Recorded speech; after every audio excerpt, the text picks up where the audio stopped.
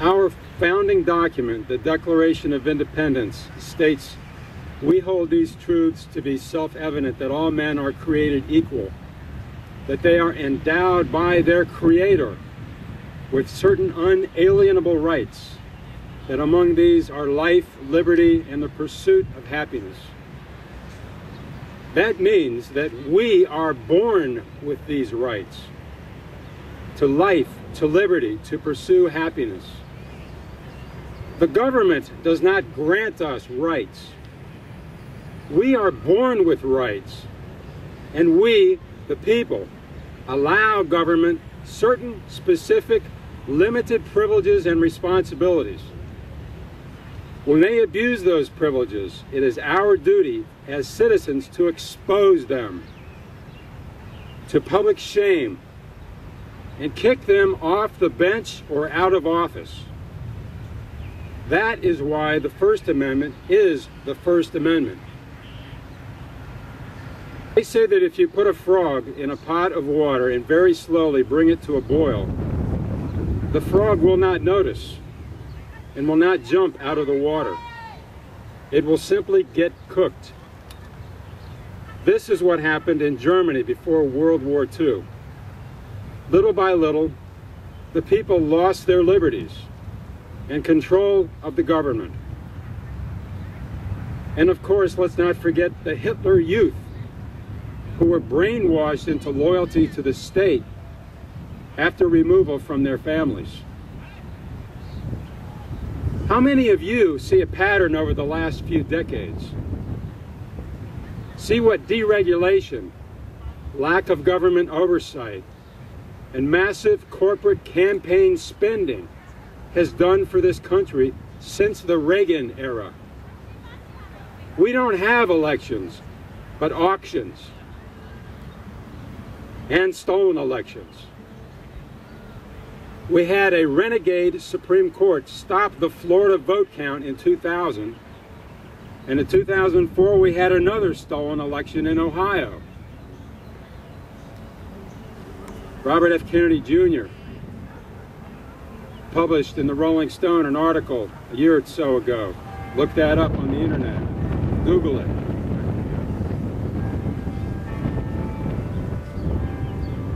We've had 8 years of rule by the illegitimate, lying Bush crime regime, friend only to large corporations and the rich. In family courts, we don't have judges, but slave master judge imposters on the bench who have no respect for the Bill of Rights. They deliberately destroy families to create and perpetuate custody litigation and fatherless children. Why do they do that? So the states can collect federal funding based on the amount of child support awarded. VAWA, Social Security Act, Title 4D, that's what they do. Federal funding to the states. By the way, you should use the term child support, quote unquote, only if a parent agrees to pay or has avoided parental responsibility. But if you, like most parents, are fit, willing, law-abiding, but you are forced to pay against your will due to an unequal custody order, call it what it is. It's extortion. It's not child support.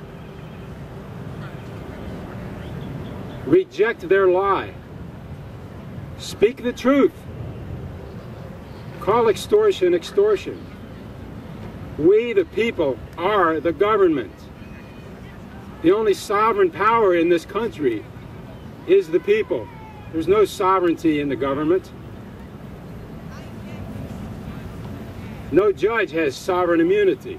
That's a lie that they invented.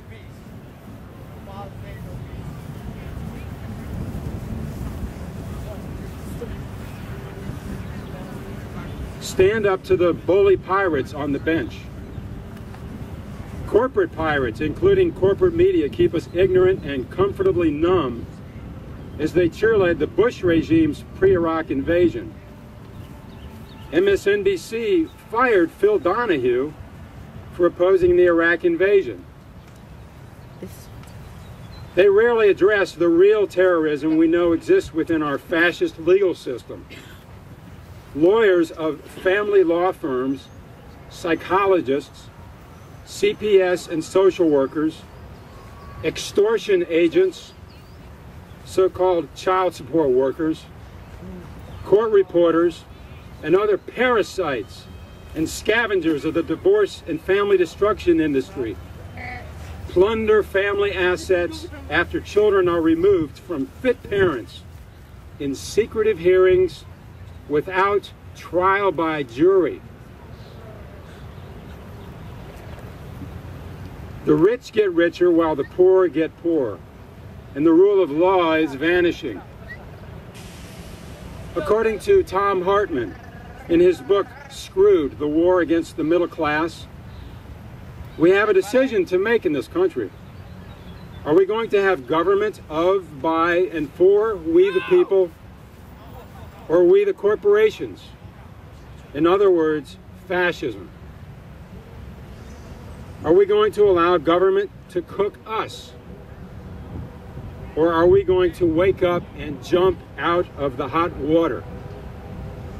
Are we going to fix the government with public funding for elections?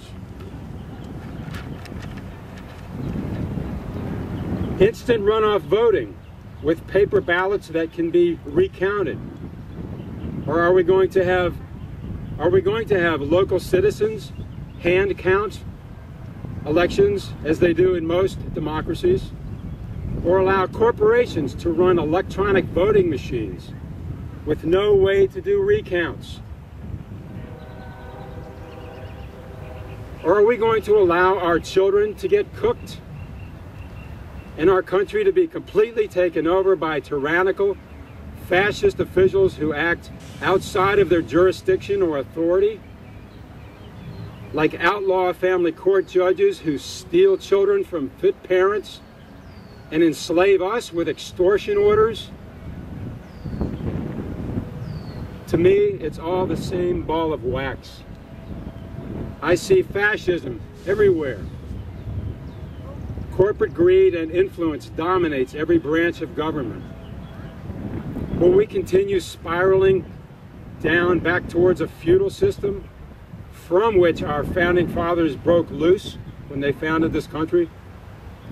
Or will we honor them by using the power of our numbers to force government officials, our employees, to account for their crimes and take back our government?